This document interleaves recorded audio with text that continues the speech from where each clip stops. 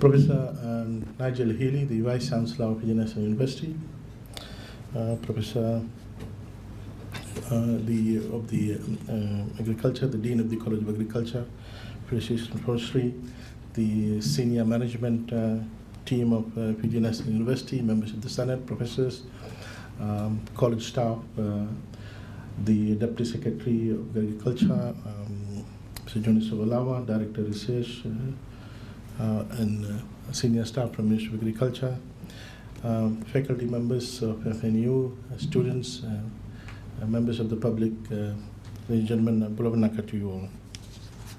Ladies and gentlemen, it's a pleasure to be here at our National University, and I have a lot of place for our National University, and it has always been my first choice for me to, visit and give lectures. Ladies and gentlemen,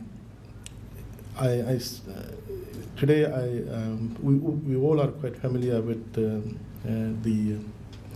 how agriculture has been seen by various governments, and today I'm here to provide to you how we in the Ministry of Agriculture see its role in Fiji's future growth and development. We all are quite familiar with the theoretical framework explaining the role of agriculture sector for a typical developing country. A distinctive feature of agriculture sector is that it reaches out to the remotest, the most vulnerable, and those with minimal skills and education.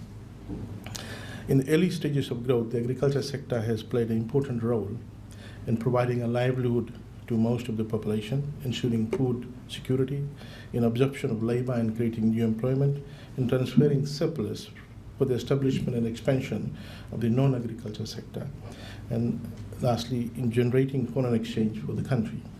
So the above stylized facts have been supported by the 1950s Lewis model and 1960s Rennie's 5 model. Ladies and gentlemen, however, the orthodox development economist, namely Peter Timmer, in his 1990 seminal article titled The Agricultural Transformation, argued that agriculture is a declining sector which contributes labor, food, and perhaps capital to the essential modernization of the economy. This was also long foreseen by trade economists such as Raoul Prebisch in his 1950 book titled The Economic Development of Latin America and Its Principal Problems. Unquote, that over time, agriculture terms of trade will decline, implying that a pound of agriculture export would buy less and less than a pound of industrial imports. Agriculture sector specific industries export survival can be further analyzed and explained by noting the Hexavalent theorem, which states that a country will produce and export that particular commodity which utilizes the most abundantly available factor intensively in its production process. So it is one of the most widely trade theory utilized to explain how a country particularly chooses a particular commodity or product. Basically saying that if there's abundance of particular factor and the particular industry uses that factor intensively in its production process, then the particular country will produce and export that particular commodity. And I think it's important that we use the Hexavalent theorem to map out the status of some of the agriculture products and what has happened in this country, and then you'll probably get an answer of what we are doing to that particular agriculture commodity and whether it's an exercise in futility. It is against this background that I wish to examine where the Fijian agricultural sector is and its future prospects. Ladies and gentlemen, there is a lot of misconception about A, agriculture production over time, B, agriculture's relative importance in the economy, and C, agriculture's changing role. It is utmost important that we clear this misconception that agriculture sector is not a declining sector or stagnant. Despite a decline in sugarcane sector, the overall agricultural output has substantially increased. For example, in 1995, agriculture output stood at 372 million, which steadily rose to 508 million in 2016. However, over the same period, agriculture's relative importance in the economy declined substantially from 16% in 1995 to 7% in 2006. So, what we need to clearly note that agriculture was neither declining nor was stagnant. However, agriculture's relative importance in the economy absolutely, rightfully, substantially declined. As expected, in the early stages of growth, the non-agriculture sector was very small. Hence, its importance in the economy was small. It was indeed an agrarian economy. If you read the past literature, you will see the terminology used. However, over time, as agriculture grew with backward and forward linkages, the non-agriculture sector grew at a much higher rate. So while both the sectors were growing, the growth of the non-agriculture sector was at a higher rate than the growth rate of the agriculture sector. And that is why you will see that agriculture's relative importance relative to the other sectors started to decline because the rate of growth of the other sector were higher than the rate of growth of the agriculture sector. Over the 21-year period from 2005 and 2016, agriculture grew per annum by 1.6% on an average, while the non-agriculture sector grew by 10.1%, strongly supported by service sector. So you can see now where service sector is, which was pretty much non-existent in 1970s and 60s. So over time, the economy was increasingly supported by retail, commercial, industrial, and service sectors. So you all know how strong our service sector are now, and surpassing our sugar exports, which at one time was a leading foreign exports earner. Ladies and gentlemen, the Fijian economy is an economy in transition now. There is a strong emphasis on non-agriculture sector. In this process, we cannot continue with the business as usual in agriculture sector.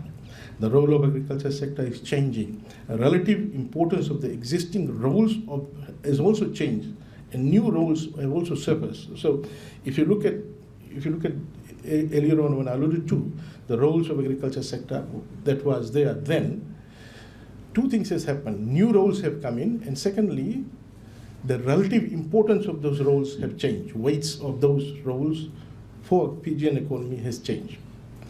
So, noting that the new roles, the new set of roles of agriculture for Fiji is contributing to our people's nutritional and health requirement, which was not that much at that particular point in time, providing positive returns to the owners of agricultural resources. So, it was taken for granted, but over time, more and more owners of the various factors of production are looking at how agriculture growth will, one, get them to participate, and number two, provide them increasing amounts of return. And the former aspect of allowing people to participate in the production process by owning or having access to the factors of production is one of the most critical if you want the general population to benefit from the growth of any particular sector.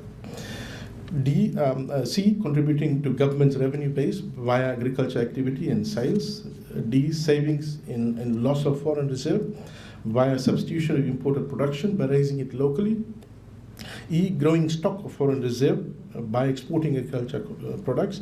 And F, contributing to a balanced environment and ecosystem for the sustained benefit of agriculture and future generations while mitigating any negative effects of climate change. So, some of these was not there on the list earlier on. Ladies and gentlemen, the question that arises is, can the current modus operandi support the new roles, or is there a need for transition of agriculture sector from a planned government supported to one which is derived by the forces of the market?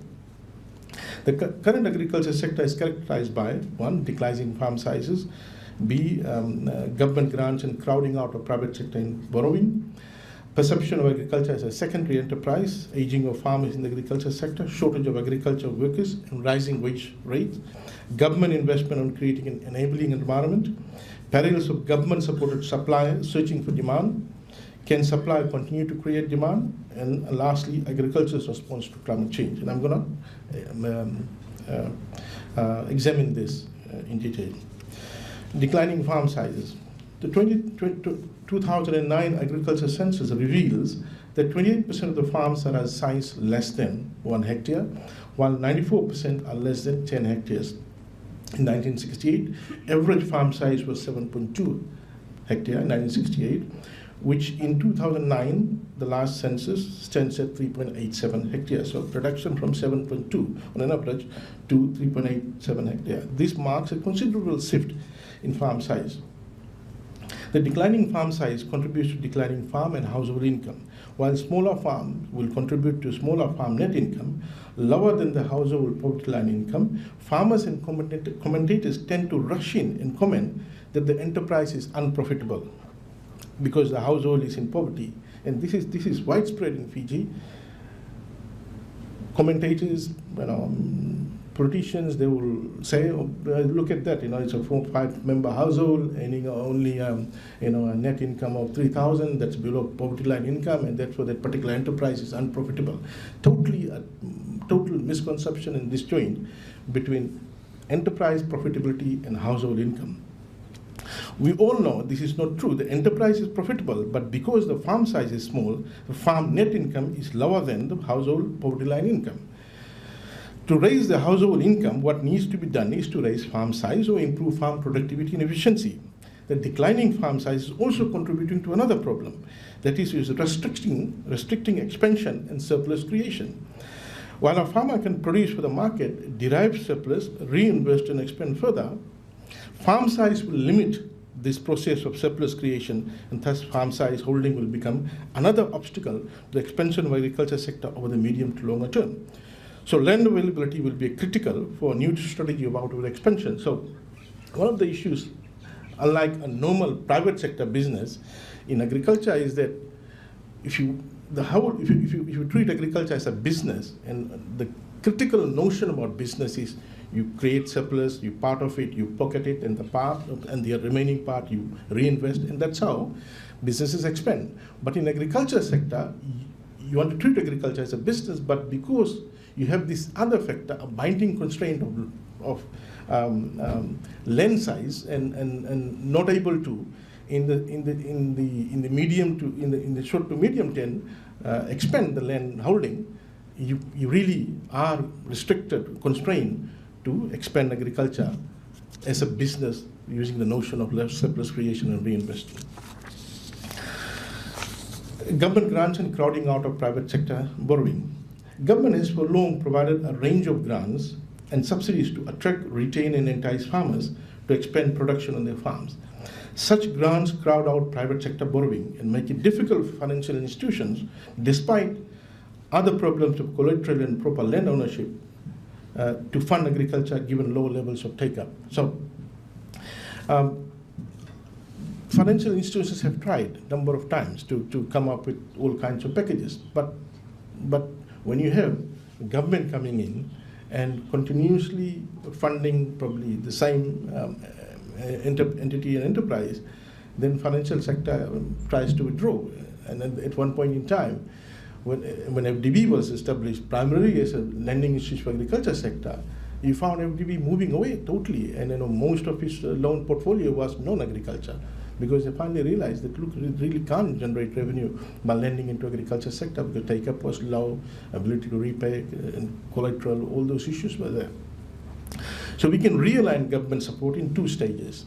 In first stage, new entrants could be given small financial leverage to defray basic startup cost, while in stage two, we graduate the farmer to a financial institution, pick up the farmer's equity component, and in this way, we are able to widen government support, deepen the financial market, and allow financial institutions to help direct responsible farming practices and assist in expansion of the agriculture sector. Furthermore, the farmer now is carried forward by the financial institution rather than government. Perception of agriculture as a secondary enterprise. Our education system has for so long failed to promote agriculture as a business. Instead, it has been seen to be a sector for those who cannot make it to formal education. Therefore, the sector ended up with those who see it as the last option to make ends meet. For so long, we were riding on the back of smallholder, semi-subsistence farmers, except for the sugar industry where all cane is grown for the market. For agriculture to expand, it must be seen as a business, surplus created and part of it reinvested, thus further expanding. A concerted effort has to be made by all to change this perception. High schools must not only classify agriculture as a vocational qualification, given that the term vocational is associated with failures who could not make it to the formal education stream. Secondly, tertiary institutions should not only market agriculture programs that would give the child a job in the formal sector, such as to become a bank loans officer, an agriculture extension officer, research officer, or an agriculture science teacher, but should also utilize the program to demonstrate that the person can become an entrepreneur. I don't know how far FNU is doing this. Aging of farmers in agriculture sector. The perception outlined above about agriculture has also contributed to another problem of the sector being locked in with aging farmers. 2009 agriculture census revealed that 66.2% of the farmers are over the age of 40 years. Aging farmers can be an obstacle to a number of initiatives. These farmers generally do not respond positively to new initiatives for raising productivity and efficiency, which is a serious problem as highlighted by several past studies. Furthermore, these aging farmers shy away from introduction of and adoption of new varieties. They tend not to see farm income as the only source of livelihood or household income. Thus, street farming is a leisure, part-time activity, and thus farm further dampening efforts to raise farm productivity and efficiency. And they will not respond positively to proposals to expand production. Overall, the government will not be able to derive maximum benefit and return from its investment in agriculture with aging farmers. Therefore, we will have to devise strategies to entice a cadre of young farmers who will see agriculture as a business. Investing in them will see maximum returns to public expenditure on agriculture. Shortage of agriculture workers and rising wage rate. The poor perception about agriculture opening up of more tertiary institutions, government-free education initiative, open tertiary studies, financing options for students, and higher non-agriculture wage rates have all contributed towards a declining farm labor supply as well as a rise in agriculture sector wage rates. The outflow of farm laborers will not cease because the pull factors still exist. The tertiary institutions are taking education closer to the potential clients. I've seen Fiji water bottle, the water bottle being advertised, have FNU branding in there. So the tertiary institutions are taking education closer to the potential clients. The government has raised top percentiles budget, and non-agriculture sector, retail, commercial, and tourism are continuously expanding. There remains a shortage of semi-skilled and skilled workers, and with technical colleges offering free short courses to upskill the youth, to not only enhance their entry into the non-agriculture labor market, but also to improve their earnings capacity. Agriculture workers shortage and high wage rate will continue to remain in the foreseeable future. So the long-term solution to this problem is to mechanize and modernize the agriculture sector so that we reduce dependence on high wage labor. Government investment on creating an enabling environment. On the supply side, we don't completely withdraw, but rather we redefine our involvement. We provide an enabling environment to leverage entry of new farmers, incubate them, and exit.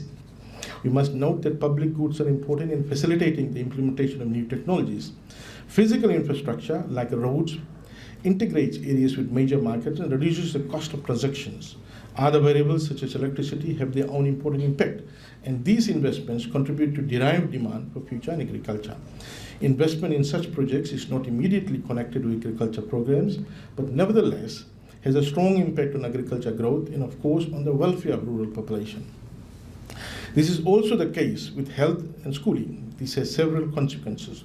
Growth will be faster and the benefits will be directed mainly to the farmers rather than the distribution channels, which could take up a sizable portion of the final output price.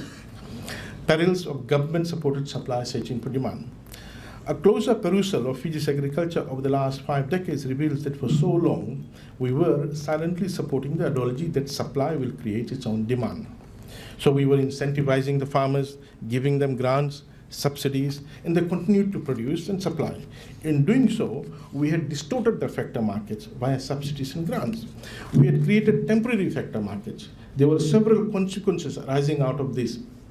These are distorting and creation of temporary factor markets will result in use of inputs where it is not needed, or overuse of the factor because it is an incorrect price. And that is happening in some sectors of the economy, and I don't want to name it, but this is what is happening because you are really are disguising the true cost of that particular factor.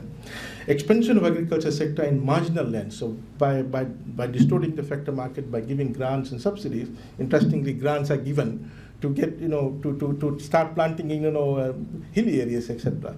So those areas which used to be seen before as not suitable for agricultural production, additional, bumped up grants are being given to bring this previously seen as non-arable land into agriculture. Lack of incentive to drive down inefficient raised productivity. So it really, when you distort the factor market by these grants and subsidies, you're really not pushing the farmers to look inward and drive down inefficiency and cost and achieve technical efficiency or raise productivity, because the farmer is able to. There's a different factor market that the farmer is responding to. Lastly, contribution to the establishment of a culture where agriculture expansion becomes a function of government support. The above approach will have an impact on the environment due to overuse of inputs and pushing agriculture into marginal lands, reduce our product's competitive edge. Because you're not facing the right factor market, the price also translates into output price, and you are ineffectively also affecting your competitive edge in the market because of your output price. Due to high input costs contributing to high production costs and continued dependency on government grants for continued agriculture growth. Can supply continue to create demand? The bigger problem that hasn't been addressed is a missing link between farm gate and market. Always we've been concentrating on the production and supply side. You go and do a survey now and ask the farmers what is the single most important pressing problem. They'll talk about the missing link between the farm gate, the farmer, and the market. Due to this missing link, market signals are not reaching the farmers, and thus they are not responding to market signals or are not driven by market. In the absence of market signals, they are driven by government support. So total disjoint that our system, we are driving supply, saying that supply will eventually find its demand. Someone will come in and pick it up. Instead, we're not looking at and organizing and supporting the demand side and letting market signals drive production and supply. Therefore, to minimize the issues stated above for sustainable agriculture expansion, we will have to move away from this ideology that supply will create demand to the ideology that demand will induce and create supply. We will have to strengthen demand side, organize the middlemen, collectors, exporters, buyers, structure and support them. And they will send signals to the farmers to produce and supply more and more and more. We will have to remove the dilemma as to who will buy their product, how they will get their product to the market. We will have to strengthen and incentivize them, resource and motivate the demand side. We will have to partner with exporters, and we will make Fiji a major exporter of fresh produce. And I tell you what, in 2 years' time, we're looking at doubling our export of fresh produce. In 4 years' time, we will be surpassing the export earnings from fresh produce for some of the other sectors that people are taking for granted. Agriculture's response to climate change. Agriculture sector is one of the most vulnerable sectors to climate change. The threat is arising out of several factors: excessive rainfall, which was not experienced before, and therefore our waterways were not designed to handle that new volume of rainfall, excessive runoff water due to loss of vegetation and construction of structures. Now, over the last 3-4 decades, we have lost a lot of vegetation, and also new structures have been constructed. And because of that, all the rainfall waters that used to be absorbed and passed on, and we used to recharge the groundwater table, now it's running off because of loss of vegetation and because of structures, buildings, etc. And thirdly, we're also not recharging our groundwater table.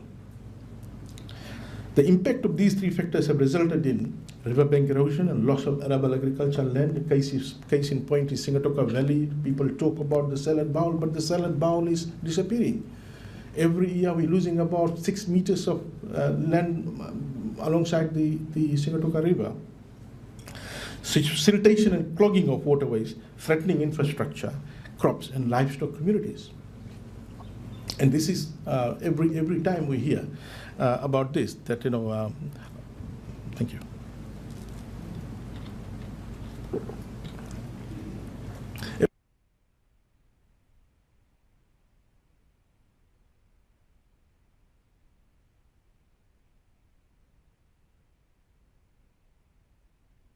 You look at Cornevia, the primary school, Nakai Congo Primary School, the school is being threatened by the erosion of the river there. A number of places where our infrastructure is being threatened by riverbank erosion, clogging of the waterways from debris due to logging activities in the catchment, and nutrient imbalance due to excessive runoff. So through the Ministry of Waterways and Environment, several intervention and mitigation strategies are being implemented, some of which will be taken to Cabinet before any detailed announcement can be made. So ladies and gentlemen, these are the scenario we are facing. Going forward, let me now turn to outline some of the practices, some of the things that we are doing within this framework that we have outlined. If you profile Fiji's agriculture sector, the crop agriculture, we've got the fresh produce, rice, root crops, pulses, nimona, coconut, and fruit tree orchards. The livestock sector, we've got cattle, beef and dairy, goat, sheep, pig, poultry, and apiculture. And then we have got the support side, plant protection and veterinary and regulatory services, and irrigation and water provision. We are now working on developing strategies to raise benchmark for achieving for each of these subsectors. I will now briefly touch on some of the strategies that we have developed and got approval, and some launched, some announced, and some will be announced in a few weeks' time. On the crop side, we are continuously undertaking research and releasing higher varieties. Farm level productivity is quite low. My own research in the past and a number of other researchers have published good journals demonstrates that Fiji's agriculture sector's productivity and efficiency has declined over time. We need to develop and release high yielding varieties, not only because it is one of the factors that will contribute towards increase in productivity and efficiency at the farm level, but it also, over time, varieties become susceptible to pests and diseases. So you need to continuously undertake research and get another different varieties to be provided to farmers. We are organizing land to raise seeds and seedling, which will be distributed to farmers for them to expand their production. We do not want that to become a binding constraint. We are about to launch a new program. In fact, we launched it in West to expand pulseseed production, given its importance to household nutrition. It is now increasingly consumed by all households and is a major source of protein. Annually, we are importing close to 4 tons of pulse seeds. We will entice the farmers to increase pulse seed production. Pulses are also a climate resilient crop, given the ability to tolerate drought and fix atmospheric nitrogen in the soil. We are also spearheading a new project of establishing fruit tree orchards, starting with guava, dragon fruit, banana, mango, avocado, and breadfruit. So over the next 4 months, this financial year, by end of July, we're looking at establishing 20 orchards, 5 for guava, 5 for avocado, dragon fruit, 5 for breadfruit, and 5 for guava. So we're looking at 20. But every year we look for the next 3 years, we're looking at establishing 40 orchards, fruit tree orchards. We have launched in Lengalenga and Reddy, our flagship program of Young Incubator Farmer scheme, where young farmers within the age of 20 to 30 who have land will be fully supported in the first year. And then we will peg them to a buyer or exporter, which will then drive production by giving market signals. So first year we will assist the farmer and give the leverage, and then we will move out, and this particular farmer will be pegged to an exporter or a buyer. We also have the advantage of AMA in our own institutions. And in this exporter or buyer will have a trust account visible to the 3 parties, us, the farmer, and the exporter. And this 15% of the total proceeds will be deducted and will be kept in the trust account, which will be used next year for cultivation and planting. So every year, this 15% of the trust account will be utilized. So in that way, we will see continuity of the project. And this has been, we're learning from the mistakes in the past, and this has been an issue when government withdraws, and you will see the enterprise kind of ends there. And so we're trying to plug the gaps that we noted earlier on. The commercialization and modernization of agriculture, we will encourage youths to see agriculture as a business. We will continue to provide leverage to farmers. That doesn't mean that farm support won't be there, but we need to make it clear and visible, our exit strategy, so that we don't be there to derive production and supply, but rather we're there to support and leverage the farmer and pick up initial startup cost, but then the market should drive them to continue and expand. We will be developing a strategy paper soon for each crop and finalizing the value chain so that we identify what gaps are there and where it is, how we can deal with those. We will continue to provide scientific, technical and professional support services for agriculture development and promote sustainable land use practices with major emphasis on land conservation and land degradation. I think that is something that we're now developing policies on that and also thinking at the moment. The food and nutrition security of the nation is very important. Given the programs above, it is important that we assess the effectiveness of this program. To develop agriculture further, there is a need to assess our current actions and priority and plan against the economic principles guiding agriculture production, agribusiness, and agriculture international trade.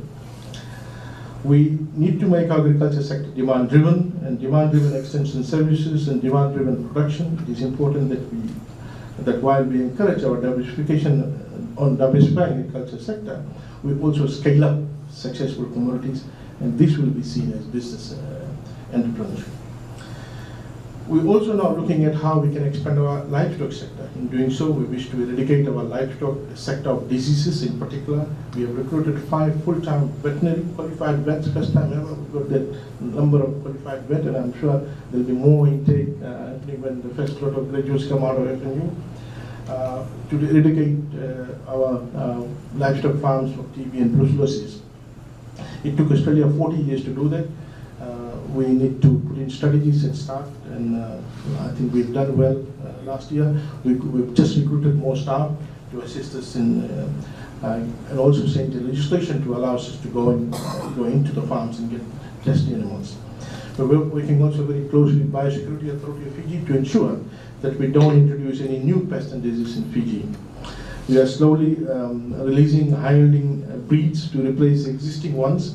Again, we need to ensure that the farms are cleaned up before we release these breeds. We have just released a new high-yielding sheep crossbreed between Fiji Fantastic and Australian Dopa. Again, there's no end to thinking, curiosity, and research. Just like you look at the mobile phone market, somewhere Motorola came up, and now where we are. Someone thought that BlackBerry was out, and that was the end of it. But so similarly, when we got the Fiji Fantastic, and that was it. But then over time, research continued, and now our animal science, animal health and production unit is looking at identifying some of the missing traits and how we can incorporate that. So in this one, the F1 crossbreed that was released, it's better weight at birth compared to the Fiji Fantastic, as well as body length and few other characteristics. We are also developing a new breed of cattle which will give us much superior beef cattle in terms of carcass weight, as well as give us better dairy cattle, which will give us 3 times higher daily milk per cow than what we at the moment are having. So everyone, when you talk to dairy farmers, they all are talking about increasing price, but they're not looking at what is the efficiency and productivity scenario, and I think that's where we are now wanting to look at. So effectively, we have a major strategy of really expanding our livestock sector. our middle income breakthrough expanding, and with the expansion of the middle income, the consumption of meat is increasing. So we need to address that, otherwise we will be stuck with a very high import bill. We are working very closely with FCDCL to expand dairy production in the Western Division. Again, the production and supply of milk, we want it to be demand driven, and recently the price of milk was raised, and this will have a major impact on enticing more farmers in the Western Division to come into dairy farming. We will be releasing in October, November a new cross Boer breed of goats to farmers, again to replace the existing breed that we have with this high yielding breed of goat that we want farmers to have. We are undertaking breeding trials between imported pig breed with the local hardy pig breed, so that we are able to acquire good traits from both into one breed, and we will be releasing it to farmers next year. We are undertaking similar trials for poultry industry, where we are undertaking cross between meat beds and the free range chicken, which basically targeting for food security reason, which will be distributed to farmers throughout Fiji for food security purpose. So we're looking at good quality feed efficiency from the free range one, as well as meat, the carcass weight from the meat bed. Of course, this will not interest the large-scale poultry farms. No. So this is really not targeted for them. So ladies and gentlemen, we need to strategically align our agriculture sector based on commodity demand rather than business as usual ad hoc approaches. We will soon launch our new pasture improvement plan, which has been approved by Cabinet 3 weeks ago. We did it in the Western Division. We're looking at launching this in Central and North as well. This is what we plan to do here is that we have researched the Junko brand of pasture, which has got very high protein content, and also quite resistant to drought, dry climatic conditions. So what we intend to do is to identify medium to large farms. We're looking at starting with 24 farms where we will go and plant half acre entirely at our cost of this particular pasture. The two advantages: one, the farm will have this new pasture source with very high protein content as well as resistance to drought, and secondly, they will have the planting material which they can then expand in their farm and also provide it to neighboring farms. So, ladies and gentlemen, I also wish to inform that we will now want to move forward in terms of supporting organic farm as we see it as a major niche. Fijian products have a brand image outside Fiji. It's seen as clean, environmentally friendly. We need to cash in on the brand image, as well as we need to protect the brand image. We are developing a paper on that, and we want to use that to strategize and really deepen our export market. So, in conclusion, by again placing on record that we cannot sustain and expand agriculture by not treating it as a business, by not encouraging young farmers to enter into it, by continuously taking the lead in driving production and supply. Instead, we need to identify young farmers who wish to treat agriculture as a business, leverage them with government support, but their continuation in the industry must be in response to demand and market signals rather than continue with government grants and subsidies. We will ensure that this missing link between farmer and market is established, and we at the Ministry are determined to lead agriculture into this new era of market demand-driven supply, and we will work very closely with all market stakeholders to get agriculture into this platform. If this is done, we will see a new era of agriculture where youths will enter the agriculture sector, treat it as a business. Agriculture sector growth rate will start to increase. We will run toe-to-toe with the growth rate of the non-agriculture sector. Agriculture exports will increase substantially, and leading these will be the fresh produce exports, which can double in 3 years' time. There will be a substantial boost to our foreign reserve by both cutting down imports as well as increasing exports. We will both protect our global brand image of environmentally friendly product, as well as cashing in the brand image to enter high value market. Ladies and gentlemen, thank you for giving me this opportunity to speak and elaborate on how we wish to expand agriculture going forward, given its new role, given its strategic advantages, and noting some of the binding constraints. We will let agriculture be jointly driven by the agriculture entrepreneurs and market, while we will take backstage and provide an enabling environment as well as remove or minimize any transaction costs. Thank you, Naka.